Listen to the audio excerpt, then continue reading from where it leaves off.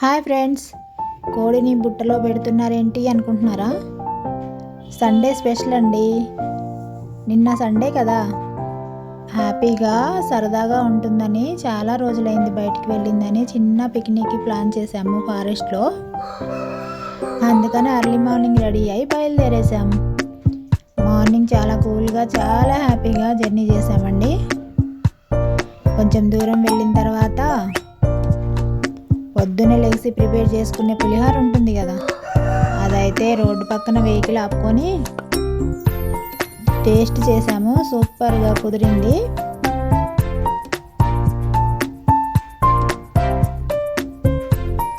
హ్యాపీగా కడుపు నిండా పులిహోర బ్రేక్ఫాస్ట్ లాగా హ్యాపీగా తినేసాము.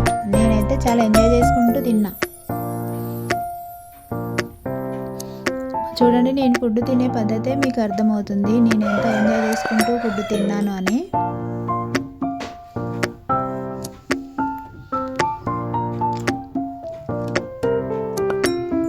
ఓకే ఫ్రెండ్స్, అక్కడ నుంచి మళ్ళీ బయలుదేరేసి మేము అనుకున్న ఫారెస్ట్లోకి స్పాట్లోకి వచ్చేసాము.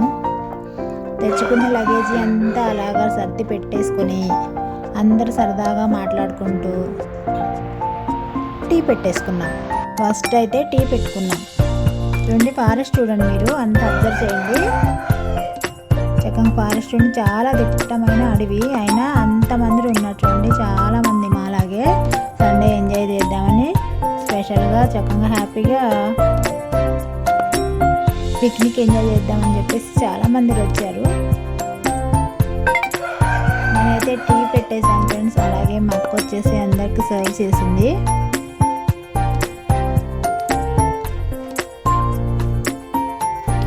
టీ తాగేసిన తర్వాత కాసేపు మాట్లాడుకున్నాము. తర్వాత ఏదన్నా స్వీట్ చేద్దామని ఒక ఆలోచన వచ్చింది. వెంటనే పరమాన్నం చేద్దాం, ఎందుకంటే అంత చుట్టుపక్కల గ్రీనరీగా ఉంది కదా, పరమాన్నం చేస్తే బాగుంటుందని చెప్పేసి. సాంప్రదాయకరమైన వంట అంటే పరమాన్నమే కదా ఫ్రెండ్స్. అది బెల్లం పరమాన్నం. పాలు పొంగిచ్చేసి దాంట్లో బియ్యం వేసి ఉడికిన తర్వాత బెల్లం వేసిన తర్వాత ఇలాచీ పొడి కూడా వేసాము. ఏదో ఏం వండినా కూడా చాలా బాగా అనిపించింది, చాలా టేస్ట్ అనిపించింది. ఎందుకంటే రోజు ఇంట్లో తిని బోర్ కొట్టిందో ఏమో, బయట తింటే ఏదన్నా సరే నిజంగానే టేస్ట్ అనిపించింది. ఏదో వీడియో కోసం అని కాదు, నిజంగా కూడా మేము ఆ రోజు చేసుకున్న వంటలన్నీ కూడా చాలా బాగా కుదిరాయి.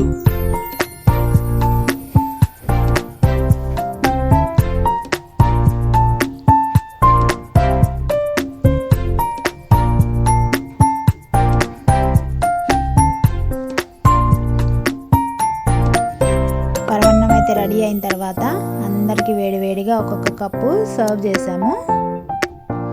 నేనే వేస్తున్నాను చూడండి ఫ్రెండ్స్.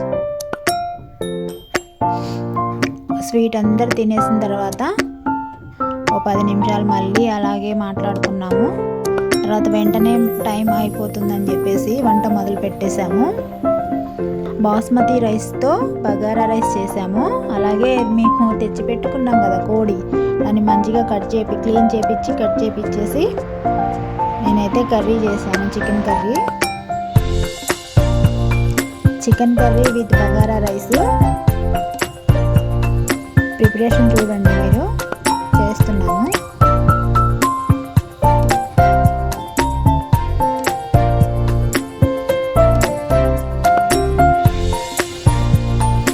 అలాగే ఈ గ్యాప్లో పిల్లలేమో సెల్ ఫోన్తో ఆడుకోవటం, ఉయ్యాల ఊగటం, మాట్లాడుకోవటం, మగ పిల్లలేమో ఫారెస్ట్లో తిరగటం, చాలా బాగా ఎంజాయ్ చేశాము.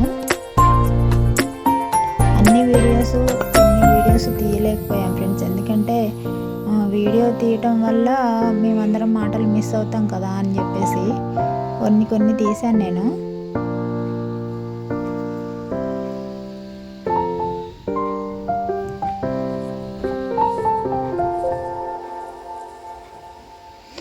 చూడండి, సెల్ ఫోన్తో ఆటలు, ఉయ్యాల ఆటలు,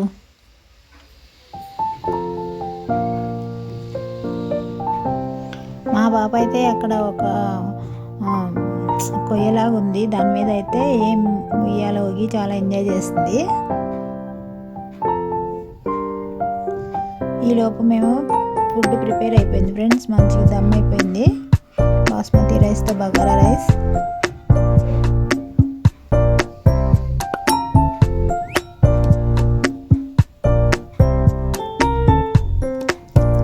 ఇక చూడండి చికెన్ కర్రీ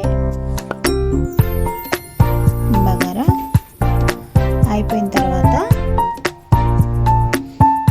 ఇంకా మేము అందరం కలిసి కూర్చొని భోజనం చేసాము. అంటే అది తీసే వీడియో భోజనం చేసే వీడియో తీసేస్తుంది, ఎందుకంటే అందరూ మాట్లాడుకుంటూ తినాలని చెప్పేసి ఫోన్ డిస్టర్బ్ అవుతుందని చెప్పేసి తీయలేదు. సరదాగా తిన్న తర్వాత అలాగే కొంచెం గ్యాప్ తీసుకొని మళ్ళీ ఈవినింగ్ స్నాక్స్కి మొదలైపోయింది.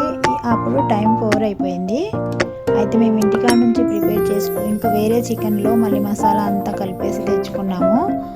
అది అలాగా దీన్ని ఏమంటారంటే మనం షేక్ అంటారు కదా, ఆ షేక్ తయారు చేద్దామని ప్రిపేర్గా పెట్టుకొని చికెన్ వచ్చాము.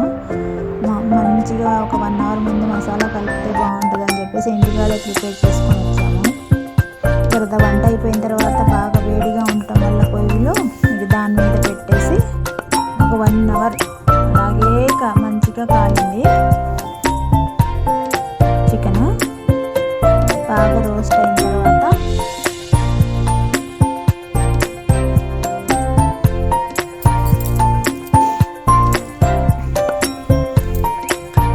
ఇంకా ఫ్రెండ్స్ ఇలా రోస్ట్ అయిన తర్వాత దీన్ని కూడా కొంచెం తినేసి అలాగే హ్యాపీగా కార్లో పాటలు ఎంజాయ్ చేసుకుంటూ రిటర్న్ జర్నీ చేశాము. ఇంకా బాబు పడుకున్నాడు చూడండి, అలసిపోయాము, చాలా ఆడాడు, ఫోన్ చూశాడు, ఉయ్యాలూగాడు, అలసిపోయి పడుకున్నాం. ఓకే ఫ్రెండ్స్, ఈ వీడియో నచ్చితే లైక్, షేర్, సబ్స్క్రైబ్.